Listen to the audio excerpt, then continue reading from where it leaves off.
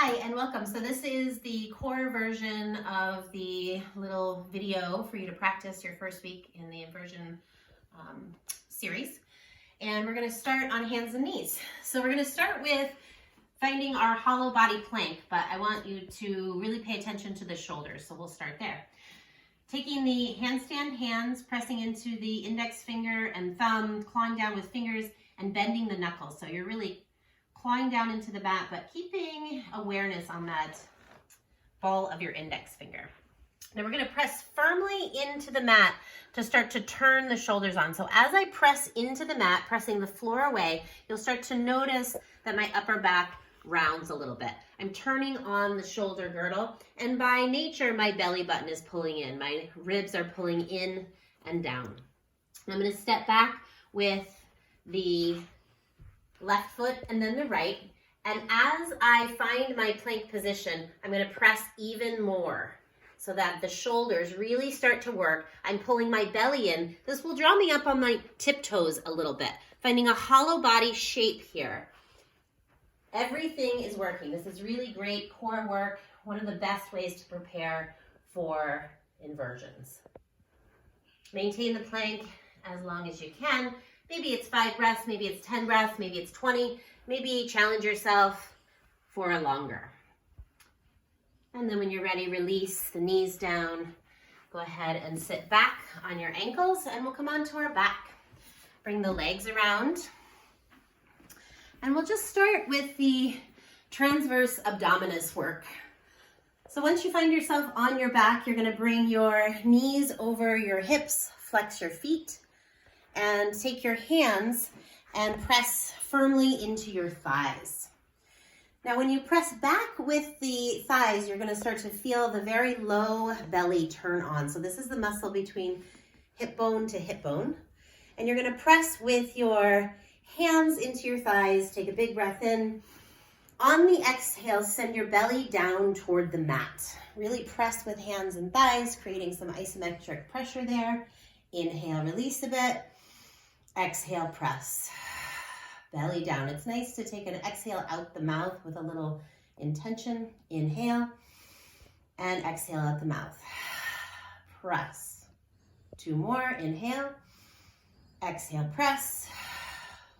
Inhale. Exhale, press. Release the feet to the mat. Take your hands behind your head.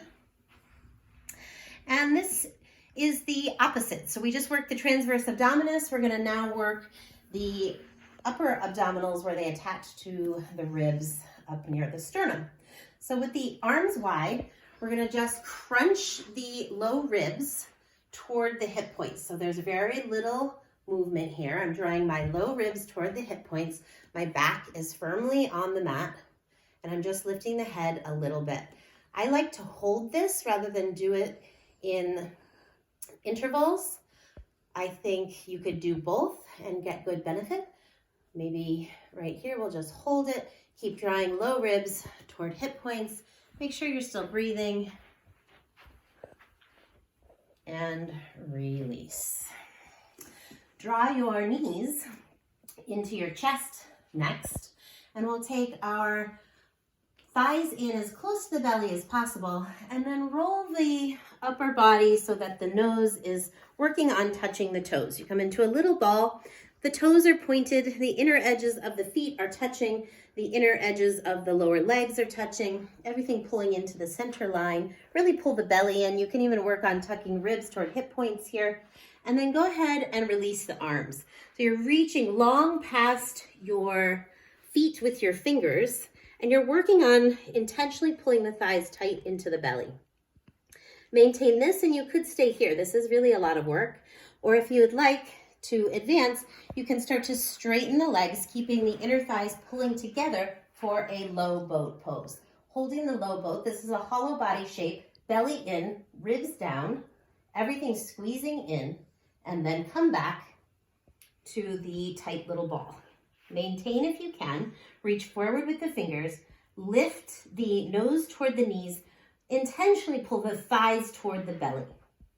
And then one more time, go ahead and extend out to the low boat. Squeeze everything in. The big toe mounds are pressing together, the ribs tuck down, and then bring the legs back in and release. Maybe a tiny little rock side to side to release. Go ahead and cross at the ankles and roll up to a seat. We just have one more exercise for the core for this video. I hope you're still with me. Take the legs wide. You can place a block on the inside of your right foot. I don't have one handy, but you can imagine one there. I like to take my hands behind my hips and just press firmly to keep my torso upright. Point the toes like a ballerina and lift the right leg up and over. You can have an imaginary block or a real one. So that's 1, that's 2, that's 3,